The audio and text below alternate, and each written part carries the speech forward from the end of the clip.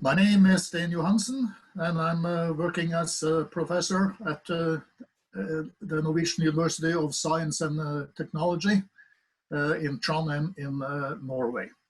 I will present my paper with the title Principles of Causality as de facto fundamental in mathematical physics, including for chance causality applied in quantum mechanics.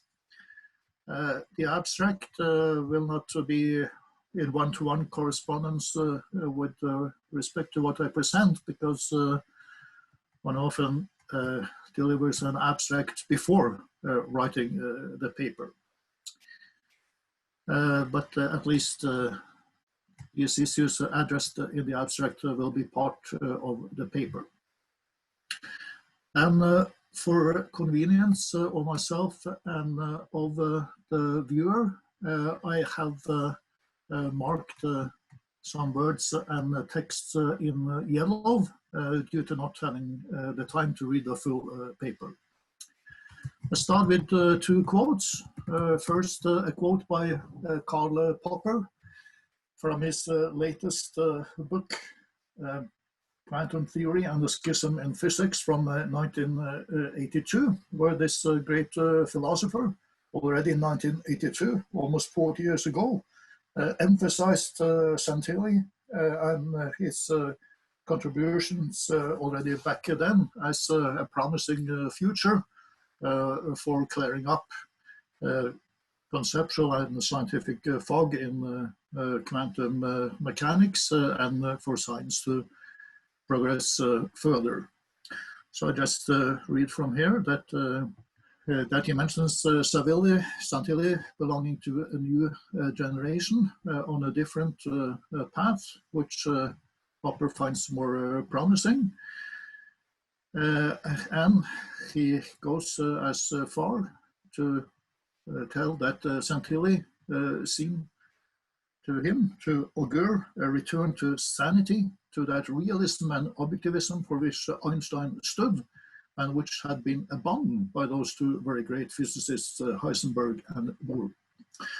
And then the famous quote from Einstein, that is not exactly what it is mostly quoted as, God does not play dice, and it's from a letter to Bohr in 1926. So let's start here with looking a bit into what might be residing in the notion of throwing a dice. So if you look at each throw of a dice in its particular event, the individual effect is uniquely determined by physical laws and the initial conditions for the particular throw of the dice. Thus, each individual effect is de facto uniquely determined by its corresponding and preceding individual cause, with the effect resulting from the cause by physical causality. If you specify and compare the individual causes in sufficient detail to pinpoint the decisive physical differences between causes that result in the physical differences between effects, the 6 classes of effects are also to be regarded as a result of 6 corresponding and preceding classes of causes, where index I varies from 1 to 6. Thus, also the 6 classes of effects would result from 6 classes of causes by physical causality.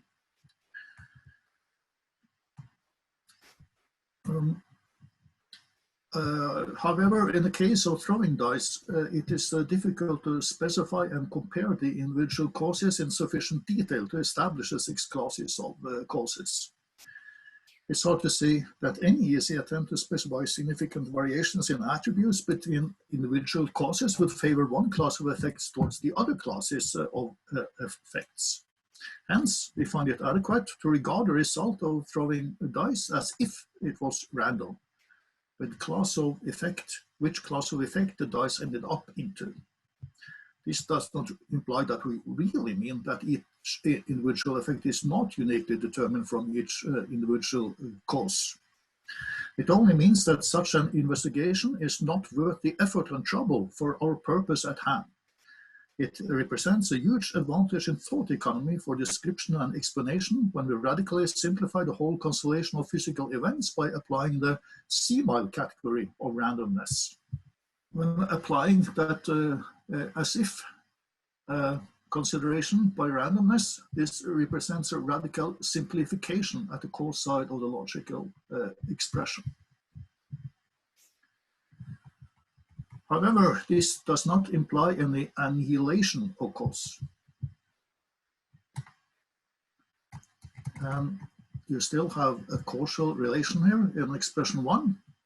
If, as cause, the dice is thrown as an individual event with a resulting individual effect belonging to 6 possible classes of EJ, then, as effect, it's considered random which class of EJ that will be the effect of the individual event. Thus, introduction of the concept of randomness does no way contradict causality as such, but makes it possible with a novel type of causality, which we denote randomness causality. By adding this novel type of causality, the universe of causal relations becomes expanded, not restricted. And we realize that the novel type of causality is built on the pre-existing causality type of physical causality. And randomness causality is underpinned by certain relations of physical causality. In order for this novel causality type to become adequately mobilized and applied, in partial substitution of underpinning relations of physical causality, certain requirements from said underpinning physical relation must be met. Both negative ones and positive ones. The totality of external physical relations existing together with a cause in expression 1 and with the physical underpinnings of individual causes or during the time span from cause to effect is considered irrelevant. And this we denote negative randomness. Positive randomness is underpinned by individual cases of physical causes that are distributed approximately equally between the 6 imagined classes of physical causes corresponding to the respective 6 classes of effects. It is this discovery from inspecting the distribution of physical effects from physical causality that makes it adequate to ignore any inspection of the differences between individual physical causes, and thus also to ignore the makeup and internal differences between the imagined 6 classes of physical causes. So, application of randomness and randomness causality is dependent on discoveries from observation of physical effects from physical causes. And only certain physical systems can be adequately approached by means of randomness causality. The concept of probability both presupposes and follows rather directly from the concept of randomness. We apply the broader term chance causality to cover both randomness causality and probability causality. To sum up, we realize that randomness does not contradict causality, but implies a certain type of causality. Randomness causality does not eliminate physical causality, but presupposes physical causality. And randomness causality represents an adequate wrapping when being underpinned by certain cases of physical systems already characterized by physical causality. It follows from the above that the very question of whether the universe is based on random events or causality does not make any good sense. And it follows from the second point that the very question of whether the universe is based on chance causality or physical causality does not make any good sense either. Theories in mathematical physics should be consistent with the points above. In our philosophical treatise from 2001, we present physical causality inside a much broader panorama of causality types connected in a whole nexus. Above, we have sought to clarify that chance causality, for strict reasons of conceptual logic, cannot constitute any fundamental causality type on an equal footing with physical causality. However, even physical causality cannot adequately be considered that fundamental. If you look at abstract causality, we consider this as more fundamental types of causality enfolded in the variation of physical causality, and abstract causality as the most abstract one, which must exist in a universal and abstract meaning. Conventional formal logic applies material application as a certain truth function of four pairs of truth values, and is decided as true if and only if the pair causes true effect is full does not show up. While highly useful, this approach is too shallow to hit the mark of that which it attempts to target and catch the essence of. From the definition of material implication, some expressions will be decided as true, despite that they are rather contra-intuitive and not in line with the concept of the relation if. Then that tacitly is the factor operative in our ordinary cognition. Our innate category starts out with a logical entity of truth, cause, which unfolds organically into another logical entity or truth effect as its logically necessary result or fruit. In a relation which we are not able to reflect upon before after the unfoldment has taken place. In our philosophical treatise, we present a differential ontology, including differential epistemology as part of the ontology, and systematically unfold categories enfolded inside information as such, information in the most abstract conceivable sense. The notion of information that is very close to Bateson's famous definition of information as a difference that makes a difference for something or someone. This can be reformulated as an input difference making an output difference for a subject. When you're talking about, for example, billiard balls hitting each other, then you still have a human subject implied in the description, and you use a CMOI operator to say that a ball hits another ball as if it was a subject in an emphatic real sense. So, if we take the notion of rock hard reality, when the rock falls on the toe and that really hits, so that the rock has to be undeniable real, it's implied that you have the third entity there, not only the rock and the toe, but you have a subject, a human having emotion. So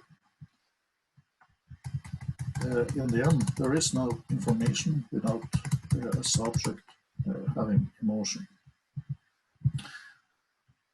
The relation between input difference and output difference is a causal relation by organic definition. To develop an adequate formal representation of the most abstract notion of causality, it's necessary to differentiate ontological levels of thought that are, well, real level and not only toy levels in logical thought universe. The formal logic there will not be presented in this text, but has been presented as part of our differential philosophy. Then you have a type of causality, which we denote projective causality, and we can first look at perception, which starts with reception in order to clarify that category. Interesting here is that the perception also always will have an outward or backward projection of the real location of its perceived input difference.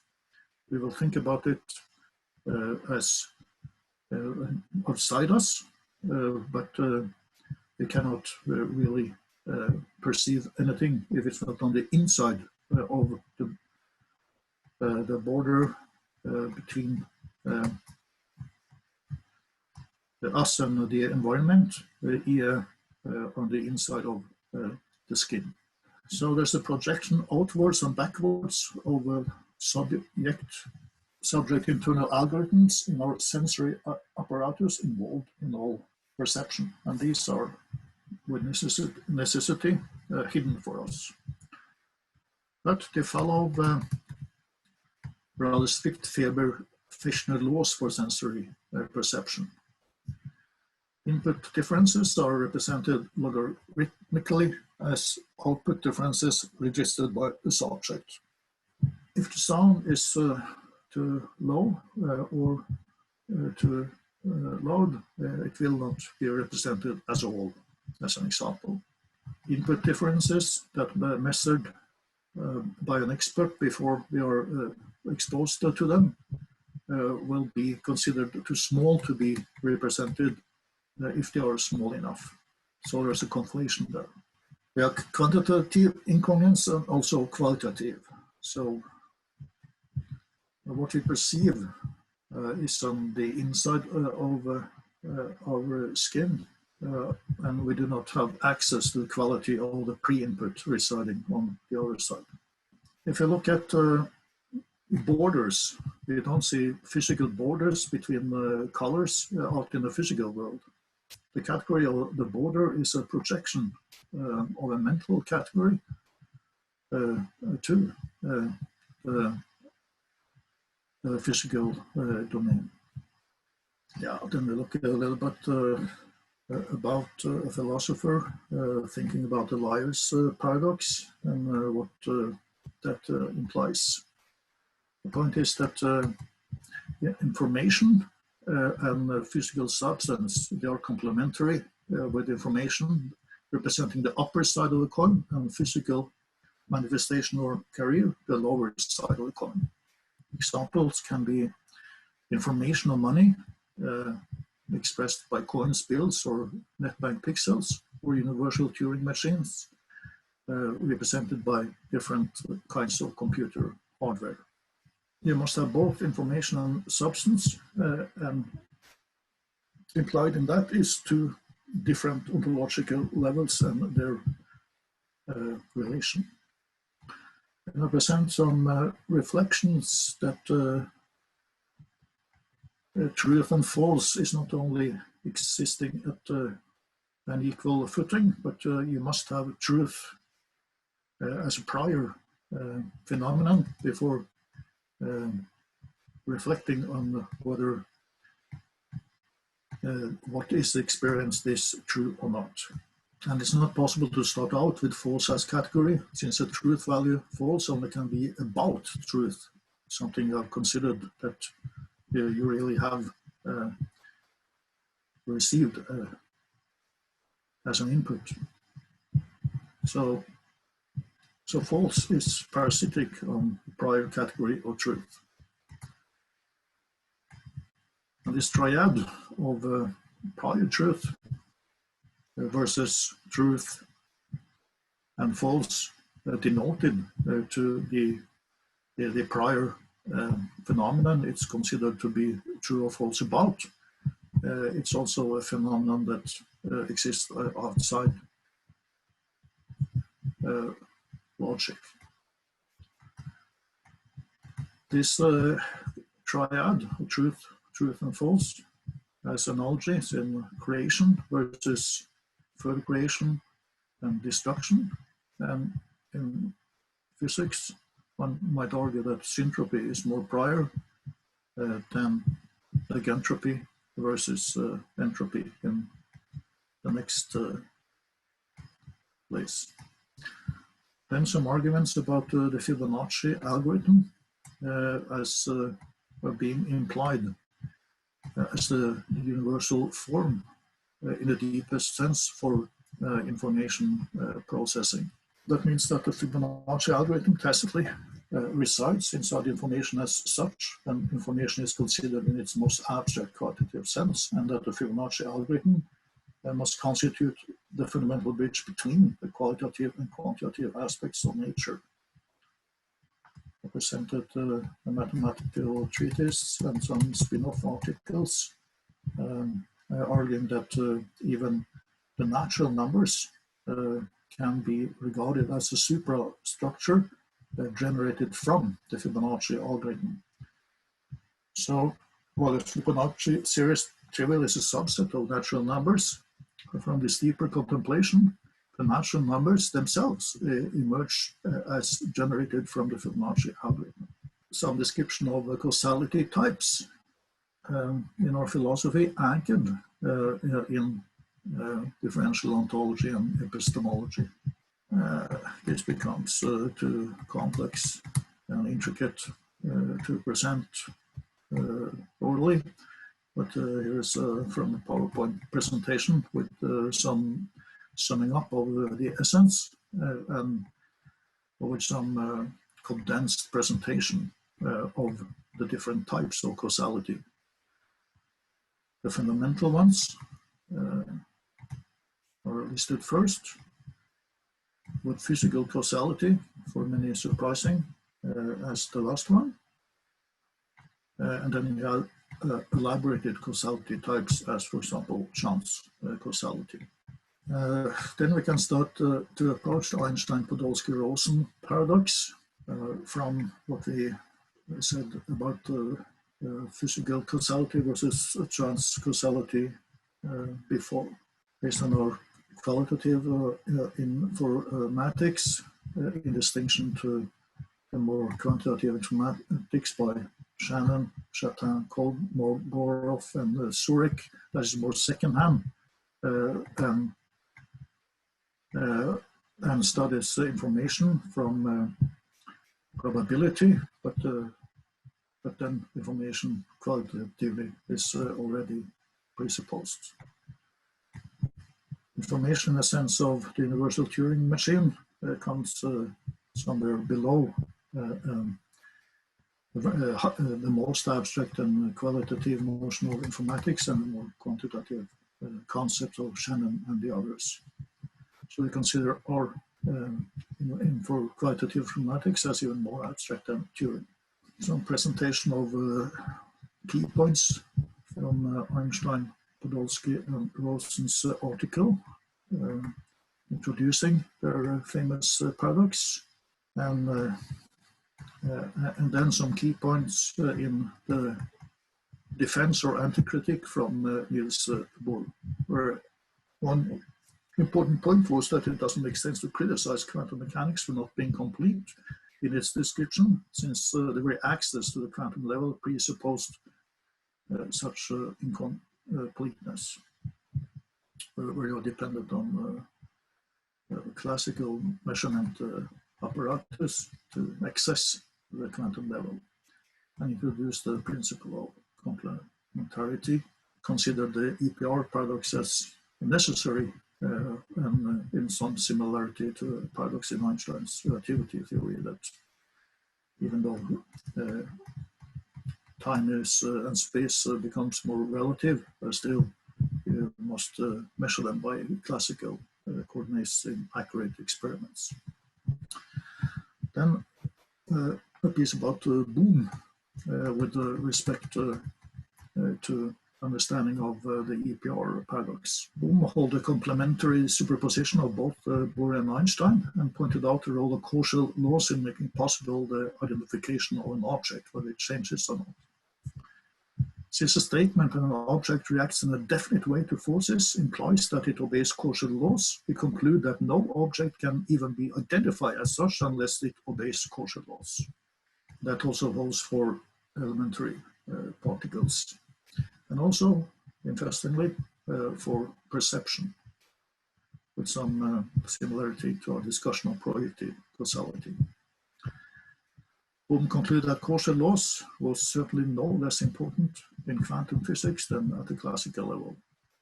The point was also that quantum physics in Bohm's interpretation did not imply that causal interpretations and relations were less important, and insisted, like Einstein, that the principles of causality should prevail. An interesting quote from the book Quantum Theory by Bohm, a complete theory, but will also require more general concepts than in analysis of precisely defined elements. And the present quantum theory will ultimately be found to provide only partial reflection of the infinitely complex and subtle structure of the world. As science develops, we may therefore look forward to the appearance of still newer concepts, spelling error, which are only faintly foreshadowed at present. The last words by Bohm may be taken as rather prophetic when reflecting upon the immense contribution to progress in theories of physics, as well as to related progress in mathematics, chemistry, biology, and technology achieved by Ruggero Maria Santilli. Then some basics about the hadronic sciences initiated by Santilli, more directed on scientists or others not much aware about the theory. And inside the hadronic sciences with Santilli, by far the most innovative and important scientist. There might be contributions from 200 or 300 other scientists too, with important contributions from, for example, Vogiopoulos, Georgiev, John Davis, Anmalu, and Chris Hillert. With regard to hadronic geometry, the achievements by Hillert hold extraordinary significance. Hillert wanted to find a universal formula to describe the growth pattern of sea shells, covering some 10,000 empirical cases of sea shell growth. This showed not to be possible by applying Euclidean geometry, nor with the geometry of Minkowski applied in Einstein's special relativity, or Riemann applied in Einstein's general relativity, while it did show possible by applying hadronic geometry. The discovery by Hillert stands out as rather spectacular, since it provided crucial support to hadronic geometry from an extensive study at the classical level. And that gives credibility to consider an adequate hadronic reconsideration of the EPR paradox from the development of the hadronic sciences. So, a bit about Santilli's reconsideration of the EPR discussion, where Santilli's most important publications are from the last year, actually. In his publications, Santilli has often displayed a humble attitude with respect to anyone ever achieving a complete or final theory about physical or empirical systems, much aligned with the attitude displayed by Bohm in the quotation we referred above. In recent publications, Santilli states that completion of quantum mechanics is used in Einstein's sense for the intent of honoring his memory, and there's no doubt that the completion of quantum mechanics is by far Einstein's most important legacy. Taken together, we may interpret this as Santilli regarding development towards a complete theory in the sense of Einstein as adequate and highly important, and that various achievements of hadronic mechanics, as a matter of fact, have achieved important results along that line. Let us shortly address at least a few key points in Santilli's reconsideration of the EPR discussion. Reversible versus irreversible time. Only with the liftings by hadronic mechanics was it possible to achieve irreversibility of time in agreement with the arrow of thermodynamics at the classical level.